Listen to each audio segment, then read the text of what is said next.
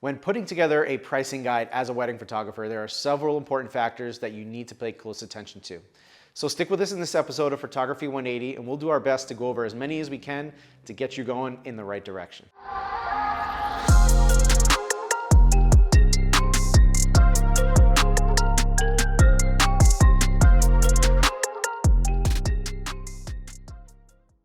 So welcome back to the series, everyone. This week's episode is all about pricing as a wedding photographer and just how important it is to consider all the factors that really go into putting together a pricing guide for your clients. It's a combination of doing it in a way that ensures that you are profitable, protected, and that your clients are also clear on everything that they're investing in when it comes to your business. Now, there are many factors here. We'll try to go through as many as we can, but first and foremost, let's talk about cost of doing business. I feel like this is something that is very easily miscalculated or not quite fully understood.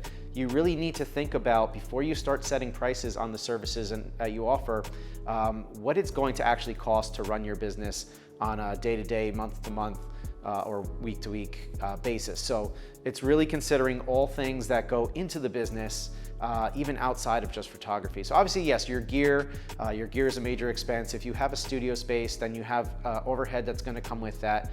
Monthly rent, your electric, your internet, then you have all sorts of things considering your software licenses that you're going to use, just maintaining your gear in general. If you're not purchasing new gear, you're taking your gear in for cleanings, you're fixing gear that may have broke along the way, and there's a lot of other things within the cost of doing business. Your insurance, okay, who's going to be doing your finances. So if it's not going to be you yourself, you have to consider the cost it's going to you're going to take in to hire an accountant or financial advisor. So these are all things that are important to know, the full complete picture before you can put down a price on your services, because at the end of the day, you need to ensure that the money you're bringing in is not only covering your expenses, but giving you enough profit so that you can enjoy the lifestyle that you wish to live. Now, so those are things that you may need outside help with in order to figure out, but it's really going to take some homework and a complete, thorough investigation of everything that's involved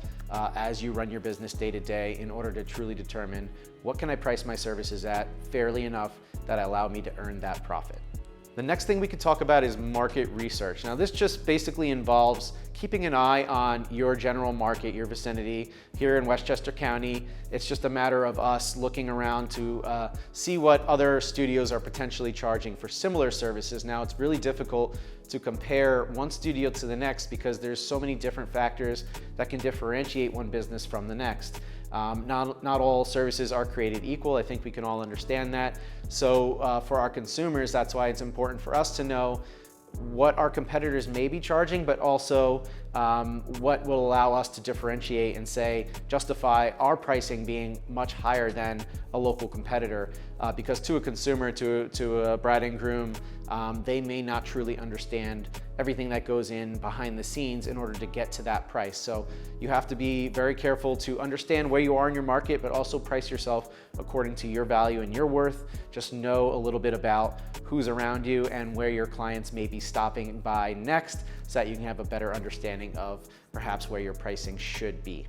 So in many cases, I realize that I may be potentially a little bit higher than some of my competitors, but it's then up to me to sell my services in a way by adding extreme amounts of value to the experience, to their packages, through showcasing the beauty behind the products and everything that kind of goes into creating that experience for them. This is where you're going to be able to separate yourself from your local market. Another big factor is service offerings. And what this means is we're just being as clear as possible, as transparent as possible with our clients as we present our pricing, so that they fully understand what each package includes, down to the specifics. So if you're a photographer who maybe is going based off an hourly rate, then you want to be sure that your package details or outlines exactly how many hours are included in that package. For us, we tend to go with what we consider full day coverage for all of our main packages, and that's basically going to entail the bride getting ready all the way through to the final formalities of the evening. So we generally will express to our clients that that's going to, on average, be about 10.5 to 11 hours for a full day, and they know going in what the expectations are in terms of our arrival time and our general approximate end time. But it's very important to make sure that you focus on those details and beyond that. So if you're including an album with a specific number of images, make sure you're putting on that pricing guide exactly how many images they'll be receiving to start off their album. If you're doing an engagement session and you're not giving them full access to the whole gallery, be sure to detail that they'll be receiving 10, 15, or 20 edited images as part of their package. As much transparency as you can give to your clients as possible, the less problems you're going to experience, the more clear it becomes what they're getting, and there will be no miscommunications along the way. That's not setting yourself up for a great scenario after your client's already committed to you and they feel like they might be getting something different than what they've paid for. So be very upfront and clear about what each of your packages offers.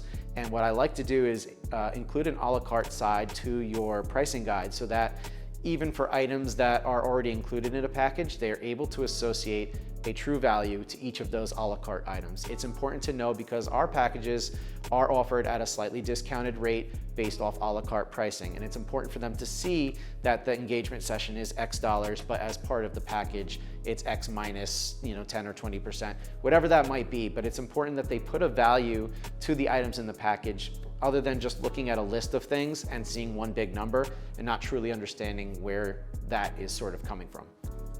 At the end of the day, when it comes to pricing your packages and assigning a number to that package you've created, you have to make sure it makes sense. You have to make sure it's in favor of your business. And what I mean by that is structure your pricing in a way so that you have your introductory package, you price it a little bit higher than what it's perhaps worth. And what it's doing is by getting them to see the value in that low package compared to the value they're getting in the top package, there's not going to be a big enough difference in actual cost versus the significant increase in value that they're receiving.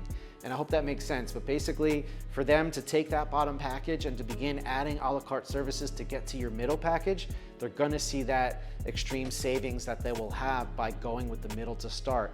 Now, once they're in the middle, that's where you can start to do things like upsell on larger albums, on more all-inclusive engagement sessions, things that you're just sort of improving upon that they already might have in their package. They might have just a photographer for the groom getting ready with the guys, but in that top package above, we're gonna have a full day second photographer.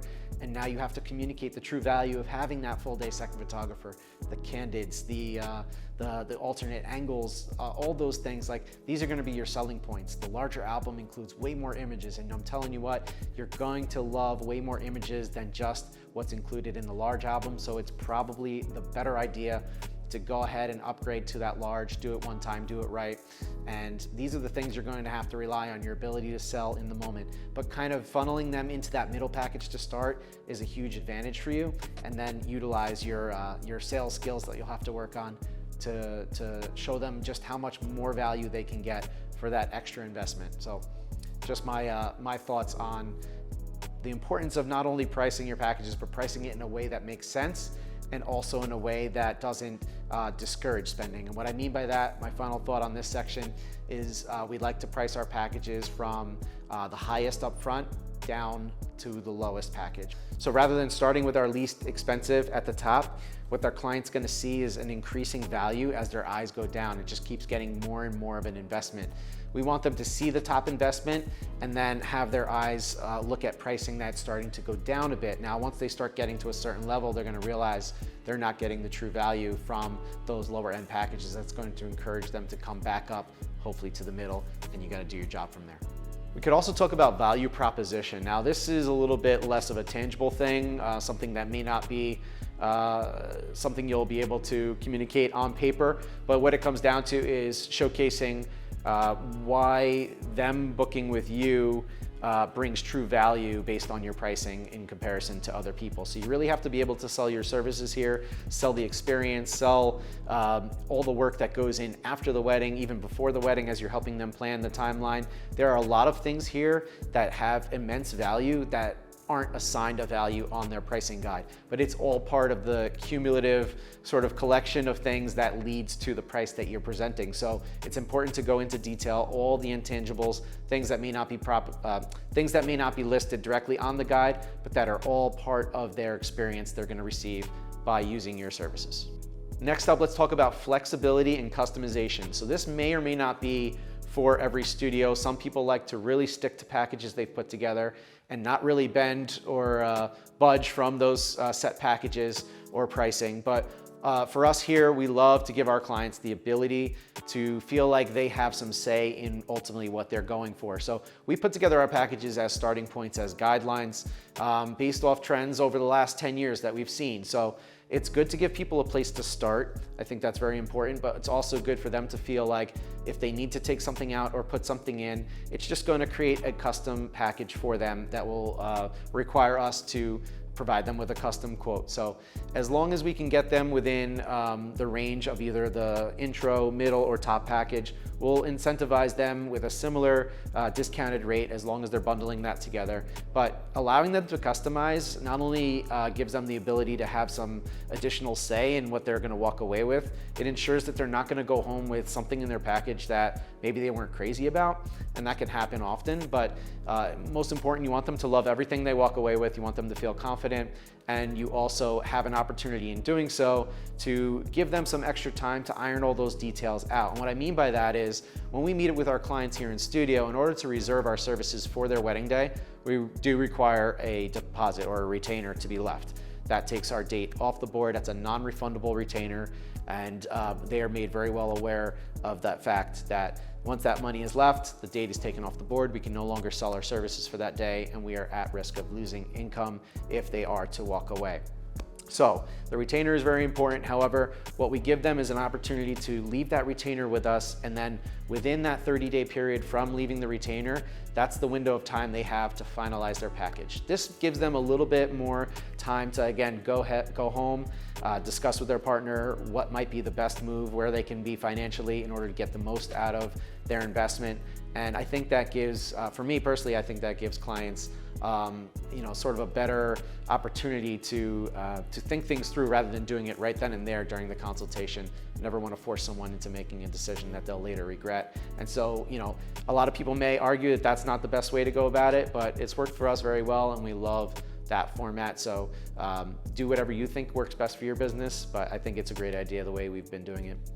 Very, very important is your payment structure. So in addition to putting your pricing together, you have to ensure that you're going to be able to collect money in increments, or however you might want to set it up, but I would suggest a payment plan, so to speak, so that you can collect money periodically from the time you're booking your client up into much closer to the wedding. We do personally require all of our balances for our brides and grooms that they be paid 30 days prior to the wedding in full. And anytime prior to that, we will work with clients to come up with a payment plan, whether it's 2 or 3 payments leading up to the wedding day. Some dates are booked almost 2 years out in advance, so we want to make sure that we're splitting up payments so that we do get a steady flow of payments coming in to help the business continue to run. Another thing we do with regards to when it comes to payments is we do advertise that our pricing that is on our pricing guide that we give to them, our pricing is a cash price. So that price, it won't be discounted any further. If they wish to pay by cash, we more than welcome that, but we also accept obviously other forms. Except for the credit cards. Some clients may wish to pay by credit card, but of course with the credit card fees, those fees can add up quite significantly over the course of a wedding season, and so we do charge a 3.5% increase to pricing if they do wish to pay by card. This incentivizes more clients to pay either with check or cash, and I think that works out better in the end anyways. If there's one thing you need to be sure of when it comes to payments is that you're very clear with the terms and make sure that is all part of the agreement that they are signing. We ask our clients to not only sign the agreement, but also to provide their initials on certain portions of the agreement specific to payments and when they're due and what happens if the date changes or if their plans change. So all those things are very important to protecting your business and also at the same time protecting your clients. They want to see certain clauses in your agreement that will give them a nice feeling of confidence moving forward with your business, that you're reliable, that you are trustworthy, and that on the flip side, you want to let them know that we as a business must protect ourselves in the case that things outside of our control do change, and more so referring to unexpected cancellations or other variables that might come into play that aren't the fault of our own business. Other things to consider is you want to be clear and upfront with any types of additional fees that could be added on to a client's balance. And what that could entail is, let's say they're doing an engagement session and they've chosen a location that is quite a bit of a distance from our studio. We have sort of a radius that we'll stay within without imposing any types of travel fees. However, we do have that conversation with our clients, so if they are considering a location that's a little bit further out, or perhaps in New York City or Brooklyn or whatever it may be, there is going to be a travel fee, not only to cover the additional time that we pay our assistants for coming with us to help, but also to cover just everyday expenses such as the driving, the gas, the tolls, the wear and tear on the car. These are all part of the cost of doing business, but at the same time, you want to make sure that you're properly compensated for not only your time, but for those other factors that I mentioned, especially when it comes to driving long distances. So make sure you're upfront about that. If there was a stipulation in your agreement that spoke about additional time on the wedding day, like I said, ours covers full day coverage with a maximum of 12 hours to cover everything important. That does not mean that my clients are allowed to keep me for 12 hours just for the sake of keeping me 12 hours. But in certain situations where maybe a wedding day extends a little bit longer than usual, we'll be very upfront with them to explain that after that 12-hour window has passed, there will be an additional charge per hour of coverage that we are staying there. So just again, being upfront and transparent is going to be the best thing that you could possibly do, so there are no surprises on the day of the wedding. Finally, branding and presentation. So the way that you're presenting your pricing is a reflection of your brand, whether you realize it or not.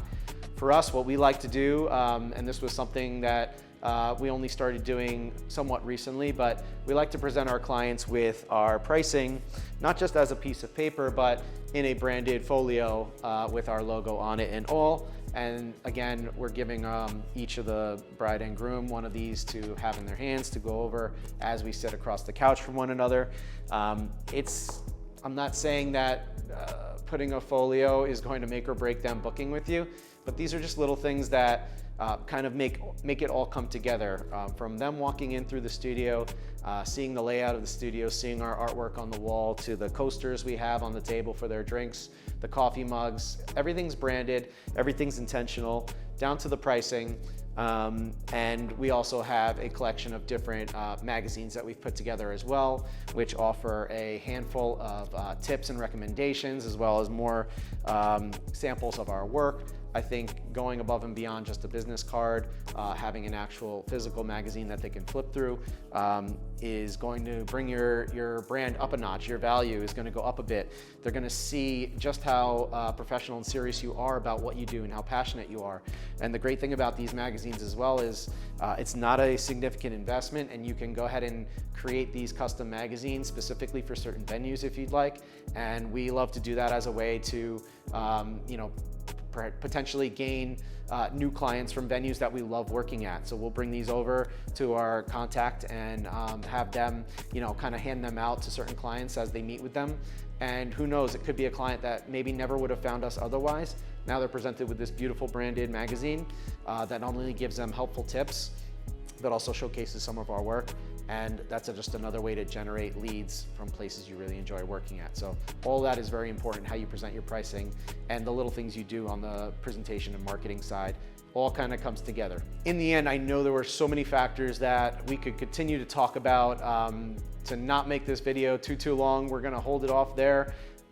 For those who are just starting out and looking for better ways to put together their pricing, I hope this video was helpful to you. And for those who have been established and maybe hopefully you've picked up a few things that you could do differently or better, please feel free to leave comments and questions down below. I understand that some things I may have talked about in this video you may not exactly agree with, and that's totally fine. Let's have an open conversation about it, and let's just help each other continue to grow and hopefully become more and more profitable as we focus truly on raising our value and the experience we provide to our clients through all these little things. But get that pricing in order, and I hope this helps get you going in the right direction. Thank you for checking out this week's episode of Photography 180, and we'll see you guys next week.